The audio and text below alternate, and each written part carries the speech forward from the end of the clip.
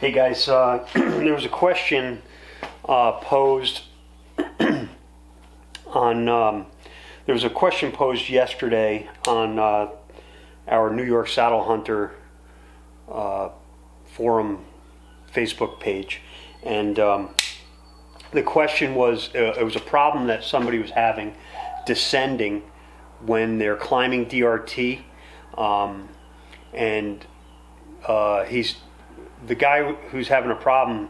The issue he's having is he's using a tending knot, and he's about 250 pounds, big guy, and he said that his Blake's hitch was cinching down really tight. But he said his son was having the same issue, and he said his son's a skinny guy, and he was having the same issue.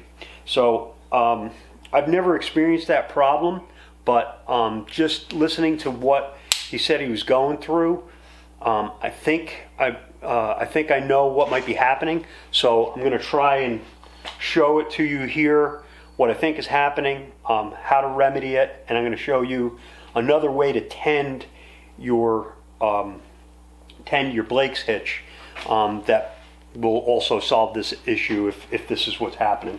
So I got a Blake's hitch here, and if you go back to some of our very first, second, third videos where we're talking about explaining DRT climbing, we talk about that this tag end of your Blake's hitch, it can become a brake.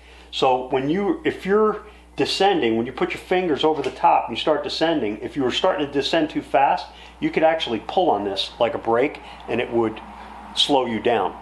So now, one of the things that guys are doing is, we're using this tag end to tend the Blake's hitch. Okay, so, like right here, I'm just going to tie a knot here, simple knot, just for the purpose of the demonstration. But, typically this is how I do it. I use a prusik here.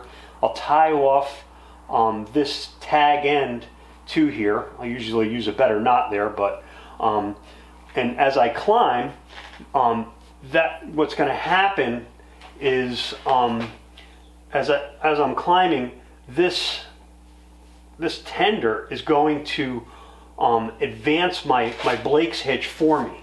So as I'm climbing, this is pulling my Blake's hitch up, and that works fine as you're going up the tree. So it's like that, it's pulling it up.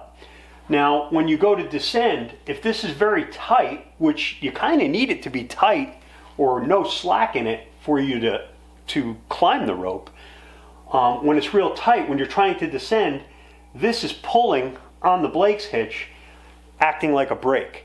So what you want to do is, the simple thing is, if you could just create a little bit of slack in here. You don't need this when you're coming down up there. So you could just maybe pull this down and create some slack in it, put your hands over it, and it shouldn't be in the way. That should solve the problem. Another thing you can do, just wanted to show this. We should probably make a better video with it, and there's a couple different pulleys that you can use, but other ways to tend your Blake's hitch, what you could do is you could use a micro pulley. In the arborist industry, this is the way they typically will tend their Blake's hitch. They'll take a micro pulley and they'll put that underneath the Blake's hitch, something like that. So they would have it, kind of like along these lines. And as they're climbing, this is what would advance their knot, a micro pulley. But now, when you're going to descend, it's not gonna be in the way, because it's not pulling on your tag end. In fact, when you're if you were utilizing something like this when you're hunting, probably the smart thing to do would be to take it off when you're up there and get it out of the way. We never really show using a micro pulley for the hunting application, because it's just another thing to bring in. It's more metal, more things that can make noise, and we never use them. But in the arborist industry, this is what they use, and it works great. So a lot of guys will use what's called a hitch climber pulley. It's got a couple of different holes in it and stuff. It's a little bit more suited for this, a little nicer. But it's, I just wanted to show you that.